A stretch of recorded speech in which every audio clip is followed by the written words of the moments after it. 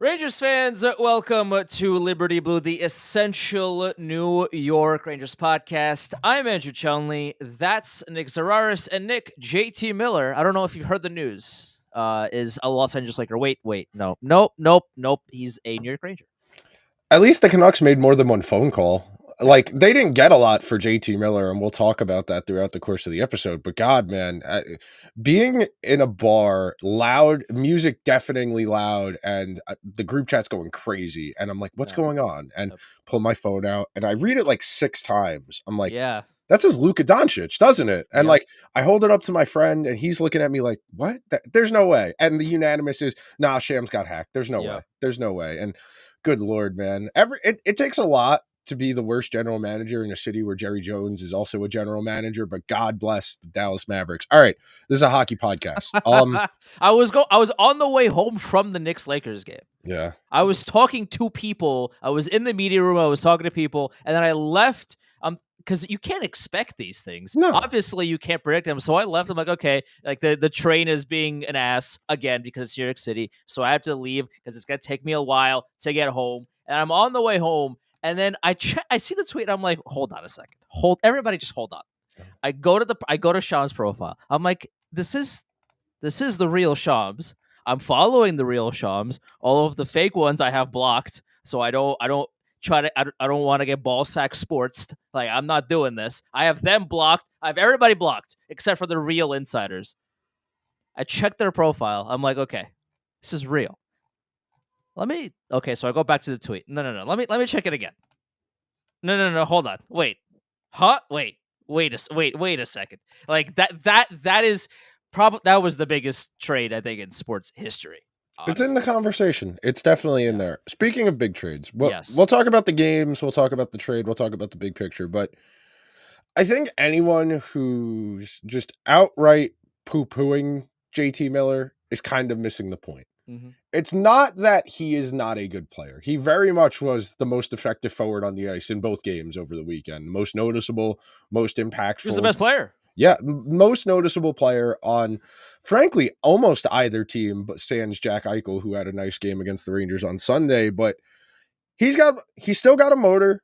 The question isn't so much this year as opposed to what happens, but being that there are still 30 games to go in the regular season and they are not mathematically out of it, you have to look at it, acquiring JT Miller, as they still think they're going to have a chance to make the playoffs, and this season is not over. Because if it were, I think you would see more experimentation. I think you would be seeing Brett Berard back up. I think you would probably see Brennan Othman at some point relatively soon if they were looking towards next year. So they're going to try and walk a delicate line of doing both. We know we're probably not going to make the playoffs next year, but we're going to use these final 30 some odd regular season games as kind of a ramp up to build momentum into next season, which has a track record of being a useful thing. You know, when the one problem with that, and the one reason that theory might not hold as much water, typically when you're doing that, it's because you've brought in a new coach. Typically speaking, you've brought in a new coach with 20, 30 games to go, and you want to give him a head start for whatever the team's going to be like in the fall. Whereas we haven't gotten any indication one way or another which way the wind is blowing on Laviolette, like we were talking about before we started recording.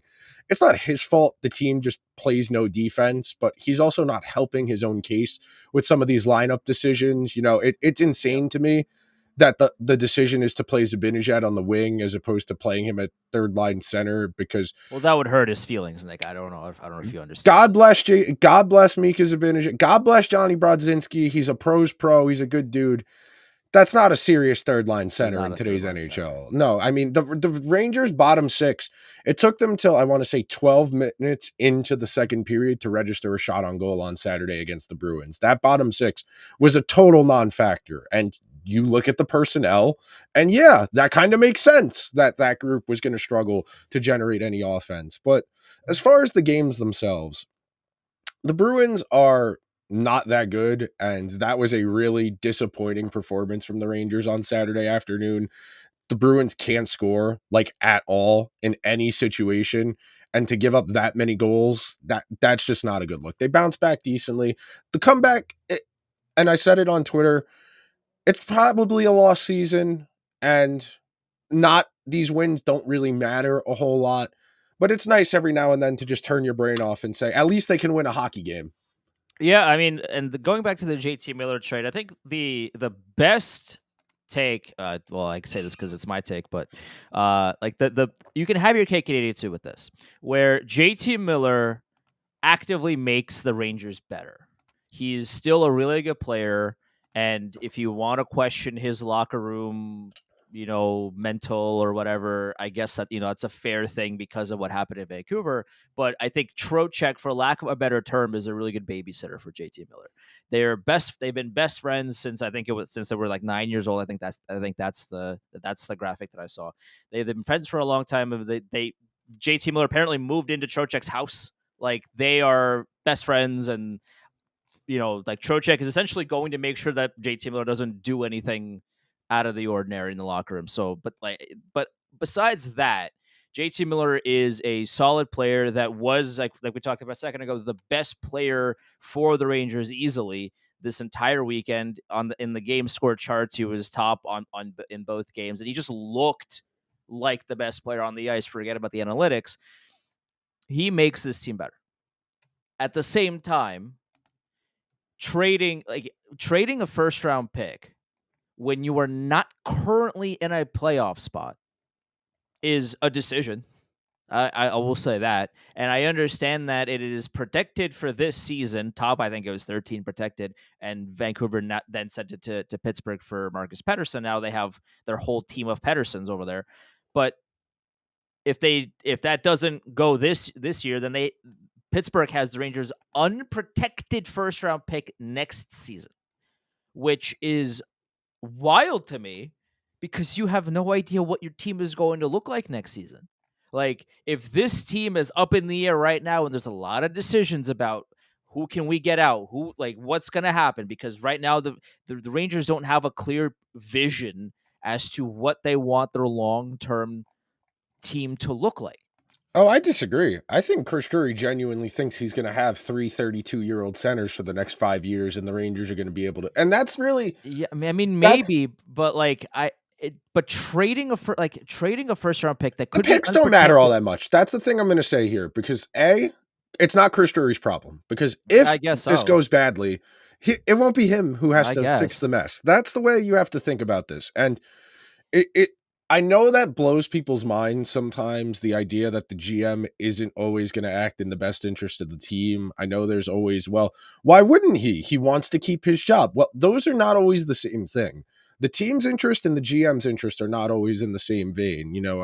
When I was watching the game on Saturday before I went out with a couple of my friends, and I was just sitting there thinking about it, and the amount of assets they have burned over the last 3 years to just get one more top six forward when they could have just gone at some point in the last 3 years and said, maybe it's us that's the problem. Maybe it's Mika Zibanejad or Chris Kreider that's the problem. We've auditioned 20 some odd guys to play alongside them in different permutations, and nothing has ever really gotten them going at 5-on-5. These are who they are as players. And I can vividly remember the stream we did the day free agency opened last summer of 2023, going into the President's Trophy year, and saying they brought in Blake Wheeler, Eric Gustafson, Jonathan Quick, and a bunch of AHL guys.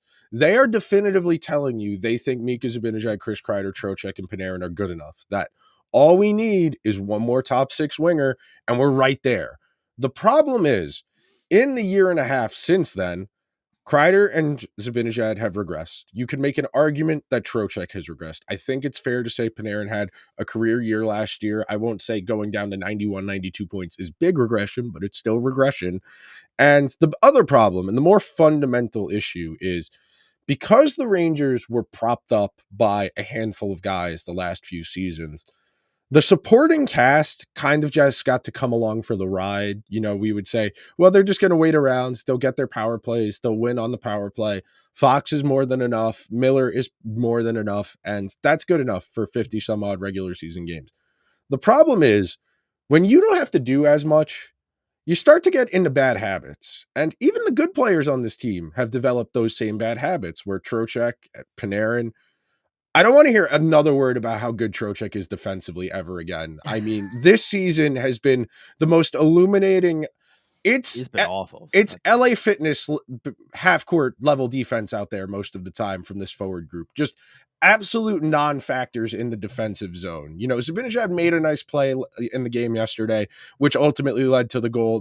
I think it was the Miller goal, the Keandre Miller goal. mm-hmm. But like, if you watch this team over the last few seasons, these issues have been there. The defensive effort of the forward group. We've been saying it for the entire duration of this podcast. Like this is not a revelation to us. The defensive effort of the forward group. We're not just talking about the defensemen. And look, we know the defensive group is not very good. We know it's Adam Fox and then Miller once every 2 games that you can reliably bank on. I know some people are a lot more excited about Will Borgen than us, but like, okay, I'll even give you Will Borgen. That's 3 out of 6 guys, and that's 1 pair that you feel reasonably good about most nights. That's not enough. And when your defense is as mediocre to bad as this You're group, talking about Four Nations defenseman Urho Vakanainen. You're not factoring him into the equation, Nick? I mean, let's be fair. It's a nice accomplishment. It's cool you get to represent your country. The Rangers have no intention of Ukko Vakanainen being on this team next year. As far as the point I'm trying to make, the defensive effort fully throughout the team is a byproduct of how the last few years have gone, where they've been able to get away with subpar or outright bad defense because the 5-on-5 offense from the Panarin line was enough and the power play was enough. Now this year, the power play is mediocre to slightly above average as opposed to elite. You're losing about 1 goal every other game. The 5-on-5 offense took a massive step back. So you're not only not scoring enough, now all your guys are looking around like, well, we've been doing this for 3 years. What's the issue? Why can't we win games all of a sudden? Well, guys, you were supposed to be playing defense that entire time. It's just you were scoring enough where it wasn't an issue. Now, it's great you added JT Miller. They're going to lose a lot of games 5-3 and 6-4. It's great JT Miller's here. He's not going to make Ryan Lindgren better at defense. No. He's not going to make Mika Zibanejad or Trocheck or Panarin. He's one guy. He's a good player. Before the season when I did my top 100 players, I think I had him in the low 20s. He's that good. He's genuinely a very good player. The problem is he's kind of a redundant skill set to what they already have. They need a defensive first forward who can actually do things defensively. They need defensemen who can do things defensively. I think back to 2 years ago, spent the entirety of the month of January, February, and March saying, man, it would be nice if they had Chychrun instead of Lindgren. It would be nice if they had Chychrun instead of Lindgren. But instead, they wrote out the Lindgren injury. They played 17 skaters multiple games to accommodate Patrick Kane, and they didn't learn any lessons. And that's what I think for people like you and me, and I don't want to speak for you, but I know generally where you're at, that's kind of the big issue here. They haven't learned from the last 3 seasons where these issues have been there. It's just they weren't as pressing because the power play was great and the Panarin line was more than enough. Now, what line do you genuinely feel good about 5-on-5? And the power play is very mediocre. I'm going to push back on you a little bit when you're saying that JT Miller's a redundant player skill-wise, because I think in the past week, a couple of games that he's been in the Rangers jersey, we've seen him be that kind of power forward that will go along the boards, not only fight for the puck, but win the puck and get the puck back out to the blue line for a shot or continue the cycle or actually crash the net and get a shot on goal, which a lot of players on this team keep refusing to do. Like the amount of still after years of passing and the pass is going nowhere. And every time they look around frustrated, the pass doesn't go through because of course it doesn't, because there's 7 skates and sticks in front of you. Yes, shoot the puck, brother. No, force the pass. Okay, that goes nowhere, and then they probably score a goal and going the other way, and now you look even more silly because you didn't shoot the goddamn puck. JT Miller actually wants to shoot the puck. So if nothing else, if all else equals 0, JT Miller is a forward on the Rangers that actively wants to put the puck on the net. And you know what? That's already a massive W for Drury, if nothing else. He finally got somebody that wants to score. So you know what? +2 to him. But yeah, like JT Miller is a really good forward. I think on both ends of the ice, he's a solid back checker, somebody that does give up on a play, and he won't just look around wondering like, oh, was I supposed to do that? Oh, was I supposed to skate back? Me? Like the meme of the guy holding the beer, and he's like, me? Yeah, like JT Miller knows his responsibilities. So I think he does actively make not only the offense better, but the defense better when he's on the ice. The problem is that he's on the ice for 60 minutes of the game. Like this is not basketball. You can't just put Josh Hart's a different example because Josh Hart will play 48 minutes, but like you can't put JT Miller on the ice the entire time and expect him to just play well the entire time. Like hockey doesn't work like that. You cannot put your best players on the ice the entire way and then just tell them to go do their thing. That's not how the sport works. So as great as JT is, and as great as Miller has looked in this past weekend, and will probably continue to do so, Ryan Lindgren is still a massive issue. I tweeted this out, this weekend as well. It's like I'm not saying Zach Jones is going to win you the Norris. I'm not saying Zach Jones is Bobby Orr. I'm not saying that he's the best defenseman of all time. But playing Ryan Lindgren over him is an awful decision that just continues to look bad. And it gets worse with every single passing game. Also, the Rangers got Eric Brandstrom. I understand that he's been through a lot of different systems over the past, couple of years, hasn't been able to stick to a team. You got him. Hey, you should try him out. You should see how he looks under Peter Laviolette. Maybe you should sit Lindgren for a game and have Brandstrom play. I understand that Laviolette after last night's game was like, "Oh, the pairs are set, and it has to be Fox and it has to be Lindgren together." And like, it's like, first of all, dog, like that's not how coaching in the NHL works, and you should know that better than most people on the planet because you've been coaching for a long time in the NHL. You should know, of all people, that I understand that you practice in pairs and the pairs are set, quote unquote. But if the pairs aren't working, if one player is clearly dragging down the other player on the pair, maybe it's a good idea to change that.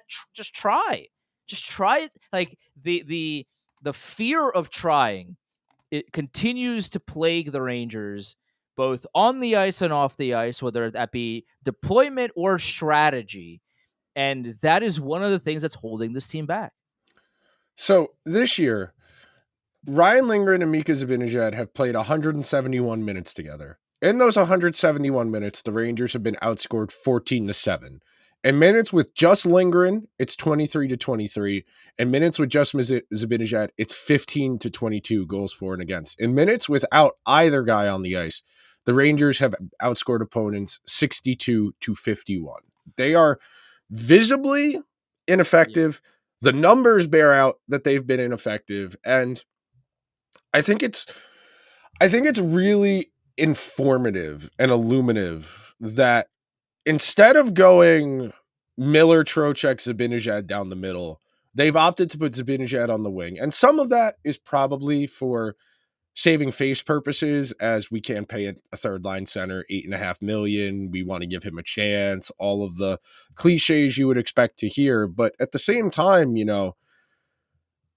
if that's the plan, that we're going to run 32-year-old Zibanejad on the wing with Trocheck or Miller, and then Panarin's going to play with one, and then we're going to figure out the rest, where do Kreider, Cooley, Riley Smith, etc. slide in, I think fundamentally the defensive effort of the forward group, I don't want to say is disqualifying because, this isn't like a contest, but like, it's really hard to envision a world where they're going to be able to create enough offense with this group of forwards without conceding even more defensively and exposing even more, because that's really the trade-off here.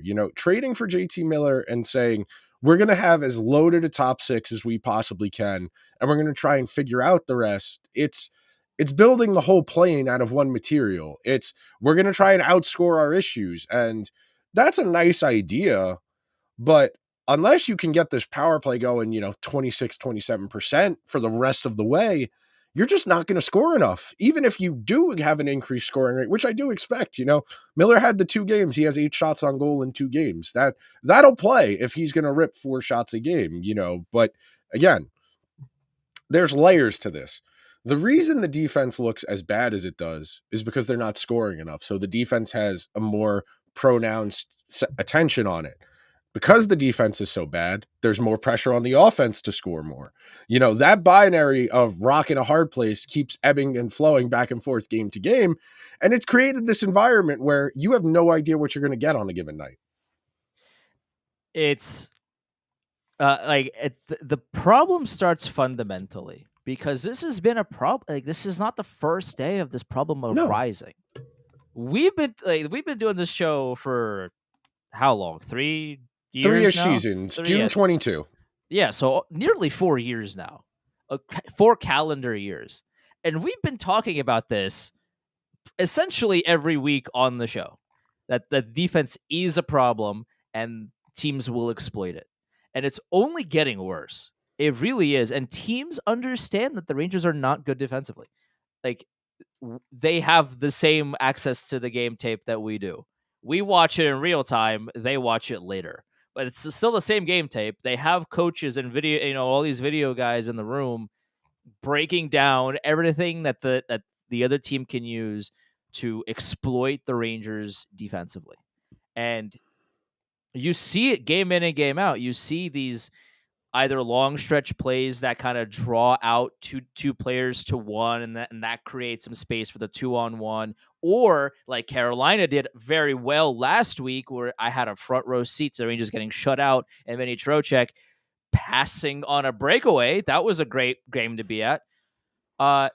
Carolina did a really good job of creating a lot of chaos in the middle of the zone, and then getting a trailer to come in, skating into the blue line, getting that pass, and then just having the entire 30 feet of just open ice to skate into and rip a shot. And Shesterkin can't see a goddamn thing. But unless you listen to the people on Twitter that complain every time he gives up a goal, in which case, I guess that's his fault, his bad. But teams understand how to break down the Rangers. In fairness, it's gotten easier with time, so they don't have to spend as much time dissecting all the data. But this is not something that is new. This is a reoccurring issue that has plagued this team for a very long time. And it goes back to even the past core with Stahl and Girardi and Klein, all those guys. The Rangers continue to not understand how to evaluate defensemen, and it is a problem that is not going away. And on top of that, I do want to revisit this subject because I do think it's worth discussing. The goal is to win the Stanley Cup here. I know that escapes some people, and I think the way the Rangers have handled certain things would dissuade you from that idea, where they've been very, I won't say non-committal, but they've been very weird in the times they've chosen to be aggressive in improving the roster. That team 2 years ago, in December, we were all kind of like, this team does not feel the same way last year's team did. And you can add whoever you want, but there's something fundamentally off here. And they lost in the first round to the Devils. There was just, the effort was inconsistent. The link-up play was awful, where you couldn't string together more than 3 passes in a row without turning the puck over. Last year's team was a little bit different. Throughout the fall and the early stages of winter, even through after the little rut at the end of January where Connor Mackey turned the season around in Ottawa, once you get past that, you still saw okay, this team really does have the goods. The East is wide open. It's us in Florida. And the opportunity to go get a Jake Gensel was out there, and they chose to get a middle 6 forward and a third line center. And when in a year where it would have made sense to kind of throw caution to the wind and be aggressive, they were very lukewarm at best in adding Roslovic and Wenberg. And this year, on a team that's kind of a long shot to make the playoffs now, you didn't give up a ton, because as much as I disagree with the idea that Filipino isn't that good. The injury volatility is a reasonable question Sure. and something that I do think is worth considering in the evaluation of the trade. But like, you could have conceivably sold off all your expirings, got a bunch of extra picks, had a bunch of extra cap flexibility this summer, and really tried to set up for that next wave of guys. I was talking about this with someone on Twitter over the weekend. Adam Fox is not going to be young forever.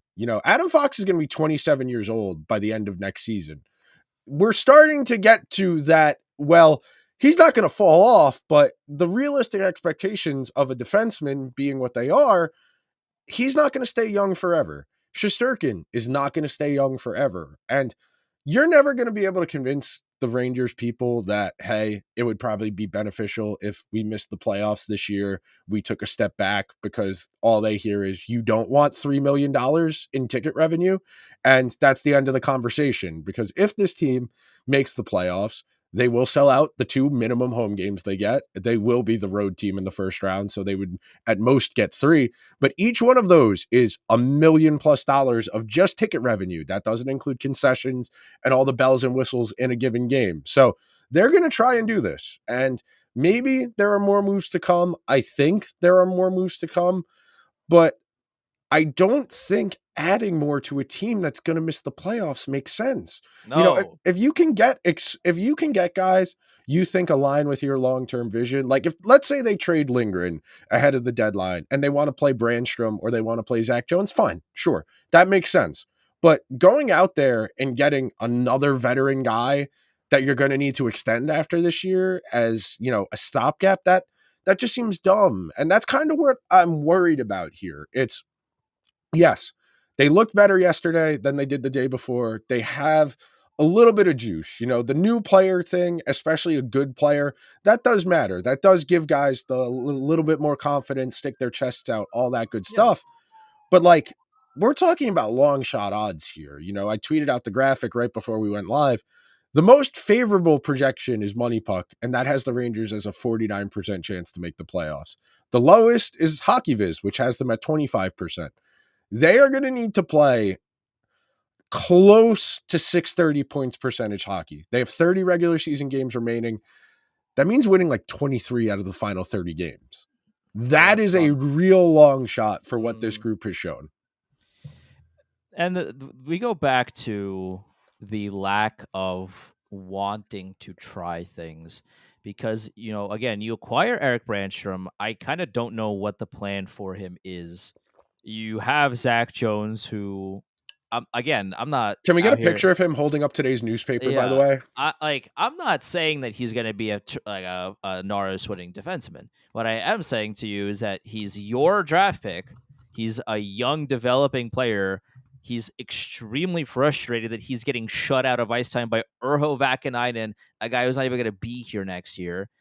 And like, why? If I'm Peter Laviolette, like, obviously I would send Ryan Lindgren home, but like, at least for a game. At least for a game, why can't we do something where Vakanainen sits and Lindgren sits? And then you have a pairing of Brandstrom Jones or Schneider and Branch, like, have any configuration you want. Have Miller be with Fox, and then just see how the other two pairs shape up in game. And if it doesn't work, okay, it doesn't work. And maybe you try it in practice and you try some other configurations. And, if you want to insert Lindgren back in the lineup after a game, whatever, so be it.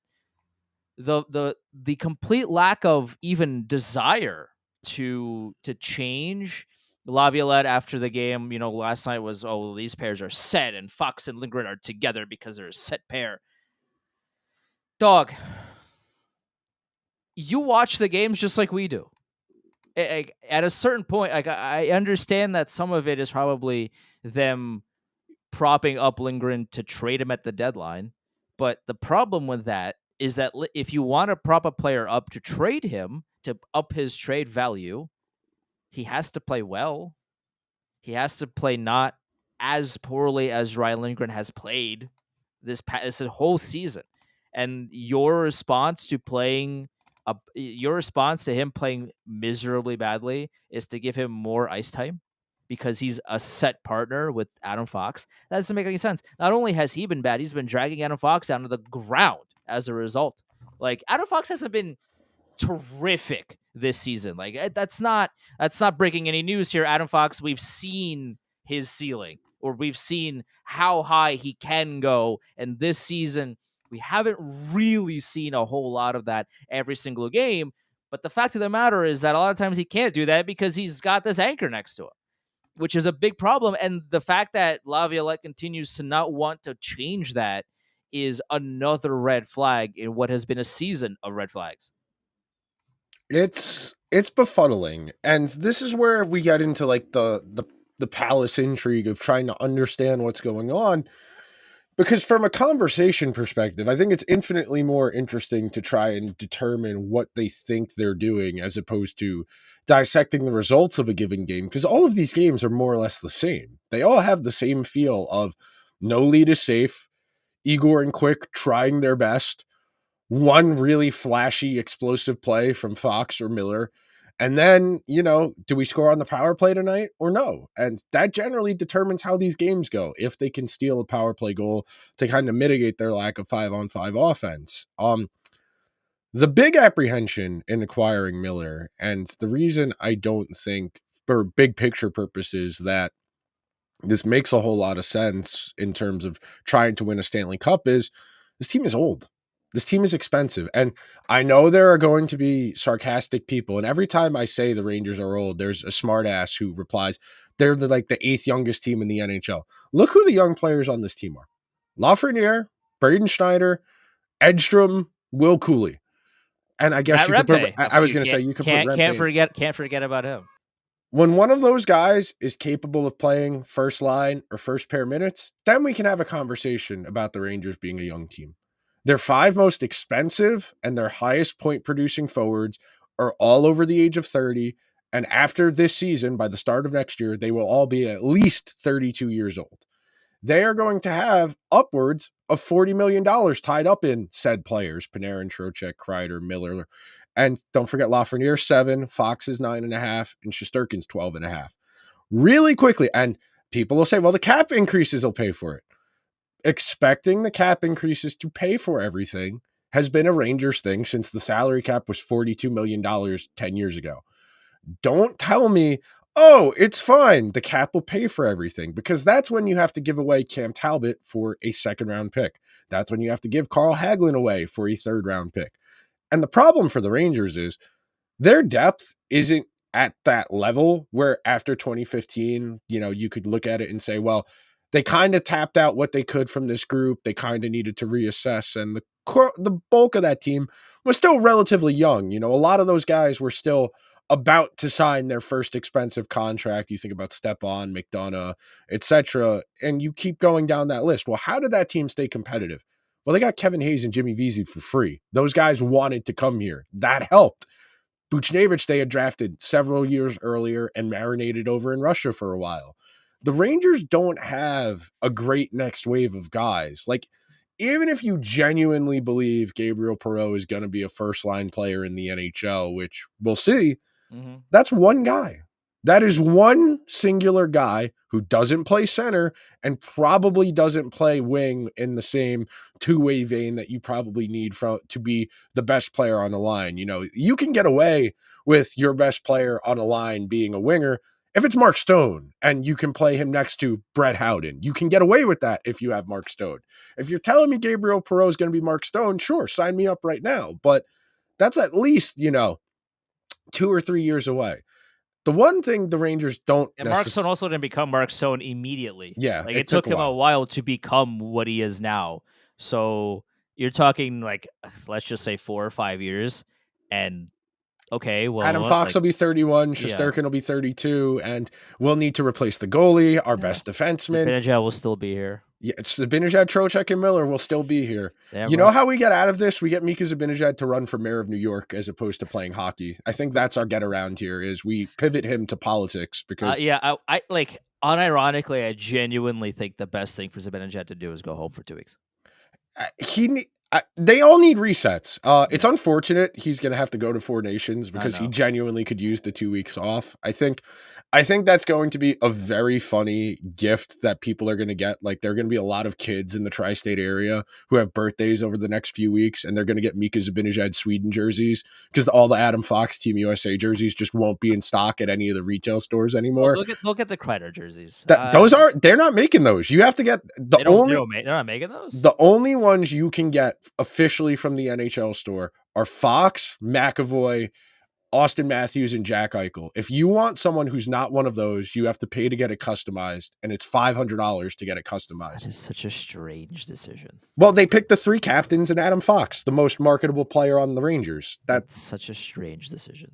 I mean, it's even worse. Sweden, you can only get Nylander and Zibanejad. You can't even get Victor Hedman or Eric Carlson or I one of the know. goalies. Canada, you can only Like get McDavid, Sid, and McKinnon. Like, they did a really and it's such a like I can't like I did not know this. yeah. Maybe I'm just not paying attention to Four Nations at all.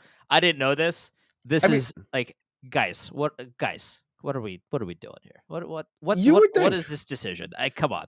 you would think at least the teams at their given retail locations, like if Yeah. you walked into MSG, you would be able Right. to buy a Trocheck or a Kreider. But no, Fanatics, as per usual, doesn't have the requisite stock to get this out. It's still pretty hard to get a Fanatics jersey that's not at a retail place. The Fanatics website doesn't have a ton in stock. Most of the jersey manufacturers like Cool Hockey, who does them, does a really good job. That's where most of mine are from.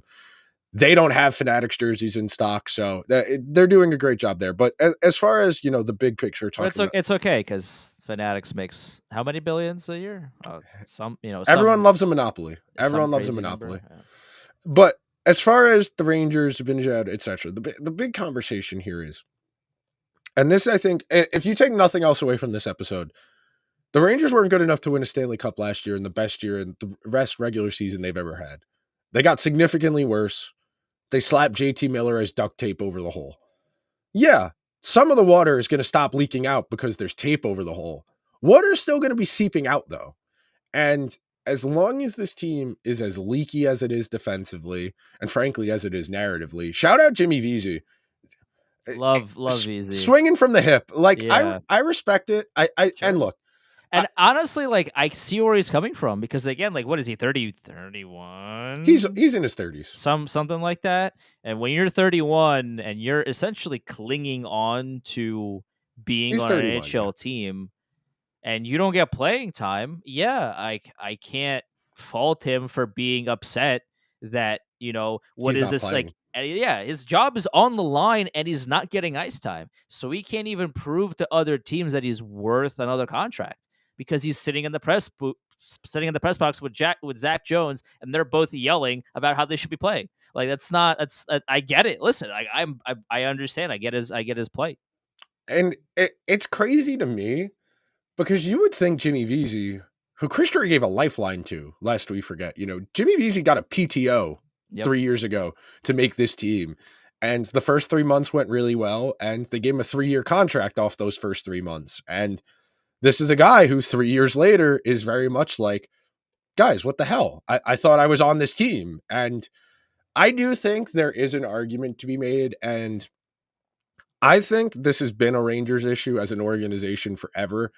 These guys don't get communicated with very well. No. You dating back to the regime before this and the one before that, these guys, even the veterans now, don't get communicated fairly what their expectations are. We still have that story floating around out there that the Rangers gave Kravtsov that bullshit, like your heart rate test wasn't in the target zone, so we have to send you to the AHL. Whereas they could have just been upfront with him and said, like, we don't think you're ready, blah, blah, blah. But they were worried about him going back to Russia, so they bullshitted him. And like, you got to tell these guys, man. I know I remember it being a critique of Vigneault while he was still the coach that guys wouldn't know if they were playing or not until they walked in the locker room and they saw the lineup written on the dry erase board. I don't know if that's still the case, but you can tell very clearly that Jimmy Vesey, Zach Jones, Kakko before that, these guys were not being communicated with. And I don't think that communicating with them will buttress all of their frustration, but at least make them feel like it's open ended. You know, that there are expectations, that there's a path to playing again. I think that's the biggest thing for these support, 13th forward, 7th D guys is don't just tell them, hey, be ready, we need you.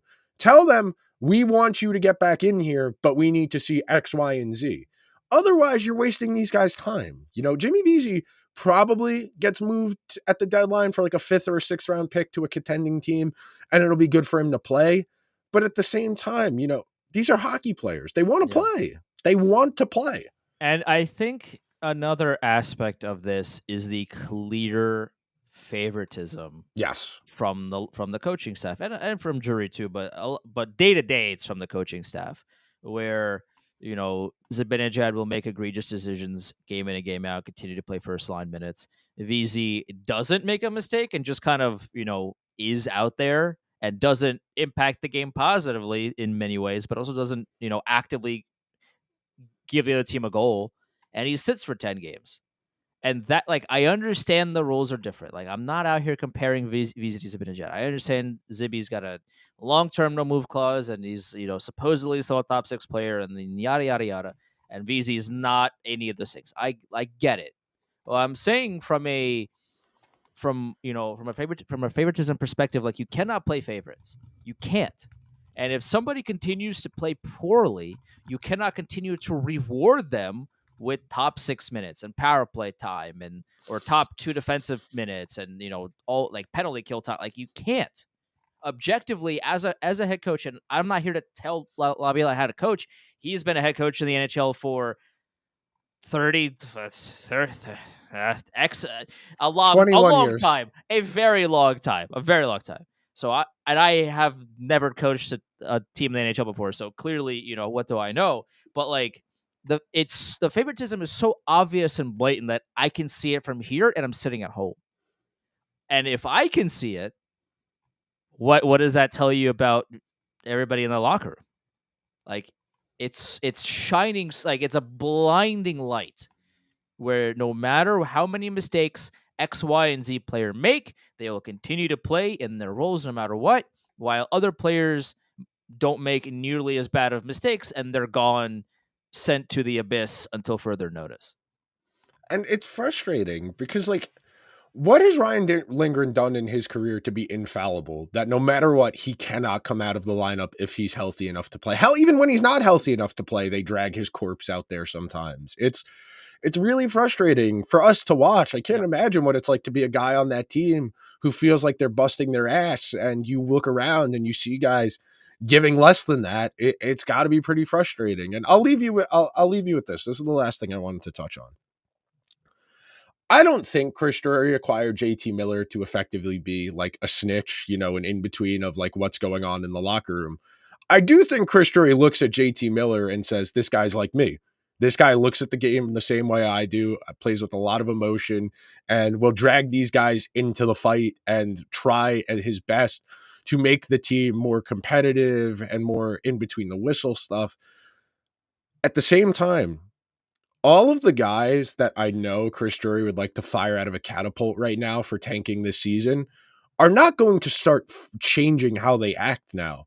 Go back and watch the episode we recorded the day of NHL free agency 2 years ago.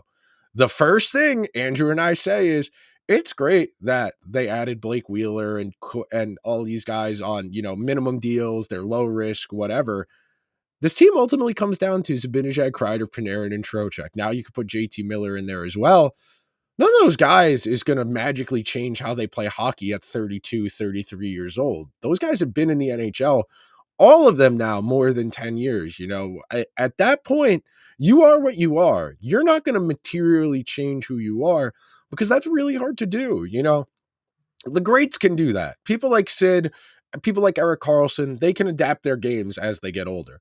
Really good, but not all-time great players, they can't adapt. They will keep going with what got them there as long as they can until the wheels come off.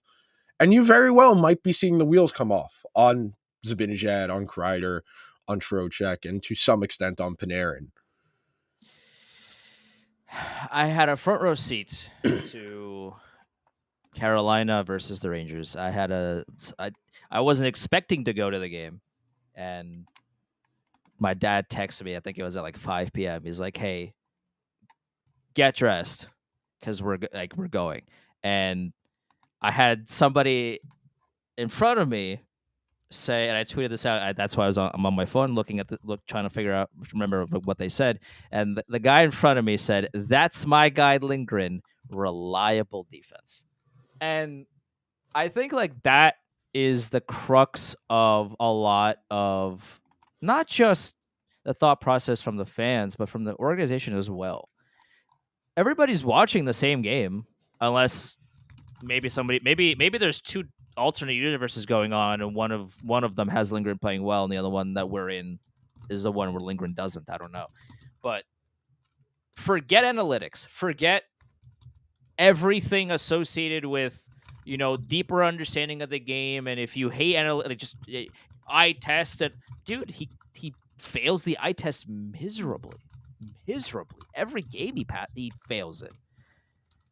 And the fact that there are people like that fan, and I would have to imagine like Laviolette, because he keeps putting him on top pair minutes with Adam Fox, and like Chris Drury, you continue to not trade him and just have Lindgren be out there. There's a fundamental difference and a fundamental rift of how people see defensemen and how people rate defensemen.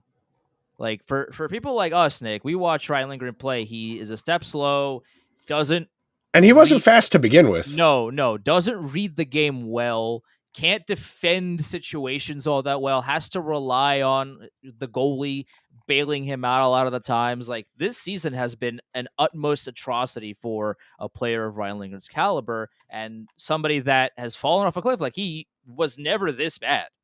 Like, he had his moments, but like this year he's been all like truly awful.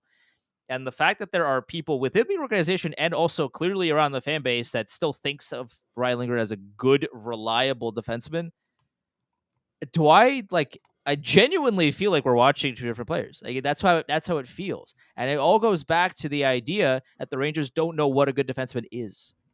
They looked into Adam Fox. That's it. That's the end of the sentence. Like, that's the end of really good defensemen on the Rangers. K'Andre Miller could be that, and he is that sometimes. I think he's been a little bit better now that Trouba's gone, and he's kind of stabilized a little bit. But like, I'm still like, the jury is still kind of out on what K'Andre Miller could be and what he's athletic Mike Matheson for now. I guess that's what K'Andre Miller is for now. If you want to say that, and he had a nice goal against Vegas, so that nice shot. But like, defensively, sometimes he's good, sometimes he's like, yo, like, where are you? Like, dog, I don't know why you're in Utah. The game is in Vegas, dog. Like, I don't know where you are. But like, that's the end of the sentence, and it all goes back down. It all boils down to, hey, jury, like, can you explain to me what you think a reliable, solid defenseman is, and what their job is? What are they expected to do? And if the first thing that comes out of, whether that be jury or a fan or whoever, if the first thing that comes out of somebody's mouth when they ask that question is they have to be physical, then you failed the test. Because the number one job of a defenseman is to defend, not to be physical. It's great that you're physical, but if that leads to the other team getting 2-on-1s because you're pinching to get a hit, like some defensemen have recently done on the Rangers that are no longer on the team, then you're not doing your job. Fundamentally, if the first thing that you don't say is something about their playing defense well, you've lost the plot. That's kind of where we are. The last thing I'll say on that, you don't want all defense, you don't want all physicality, you don't want all defense, you don't want all offense. Ideally, you want somebody who's good at least one of offense or defense if they're going to play defense. You look at what the Stars are doing on the right side of their defense. That's very befuddling when you look at the guys they've acquired. We got a comment which I really agree with. They said, is this better on YouTube, is saying Lindgren has been labeled a warrior, a nondescript superhero nickname that has carried him through his career. Basically, he comes back quick from injuries. Yeah. A warrior, like, it's warrior admirable. Yeah, It's admirable. I'd That rather doesn't win hockey games. I'd rather you be a warrior than not be a warrior, sure. But like, can you skate back on defense, please? That's kind of what I care about more day to day. You know, sometimes I'm very confused by the same people who swear all they care about is winning, they'll do anything to win, are also the ones who get caught up in the nonsense. Like jokingly tweeted the Chris Paul hits 3 to cut lead to 40 for trading for JT Miller, and someone quote tweeted it. Someone replied and was like, he was the best player on the ice. He plays with an attitude. They lost the game 6-2. You don't get to do that. They're so tough. When you lose the game, it doesn't matter how tough you are. The point of sports is to win. Yeah. You play to win the game. You don't play to have the right attitude. You don't play to be tough. You don't play to beat people up. You play to win the game. If you get caught up in they're playing with so much energy and intensity and they're not getting pushed around. Yeah, that's That's great. great. Did you win? Yeah. No, then it doesn't matter. Right. Is the not getting pushed around in the room with us right now, brother? Look at the scoreboard. Like, I don't. Who cares? Look at, Yeah. did you score more goals than the other team? That should be number one on your agenda. Now, playing, being difficult to play against, not being pushed around, is that important? Yeah, but it's not. It shouldn't be top not one on the list. Yeah. Number one, did you score more goals than the other team? That's the goal. And if that's not your number one, then what are we doing here? Yep. Because that's that's the point. The goal is to win the game. Like, if that's not your goal, then what are we here for? All right, that'll do it for this week's edition of Liberty Blue. Barring another transaction of note, we'll talk to you guys next week. If you could be so kind, please subscribe wherever you get your podcasts on Apple or Spotify. If you're watching over on YouTube, hit the subscribe button, hit the alarm bell so you get a notification whenever streams or